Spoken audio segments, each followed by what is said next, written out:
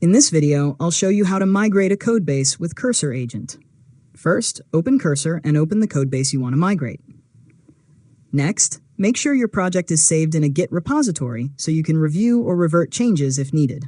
Now open Cursor Agent and describe the migration you want to perform, including the current technology and the target technology. After that, ask the agent to inspect the codebase and create a migration plan before changing any files.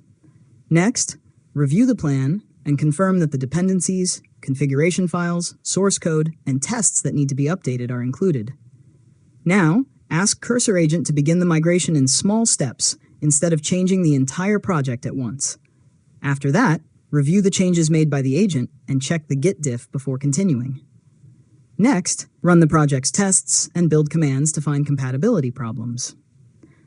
If an error appears, give the error to Cursor Agent and ask it to fix the issue without changing unrelated code.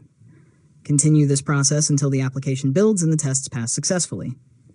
Finally, review the complete migration, remove any obsolete dependencies or configuration, and commit the changes to your repository. And that's it. You've successfully learned how to migrate a codebase with Cursor Agent. If you found this tutorial helpful, make sure to subscribe to Learn Mode Lab for more tutorials.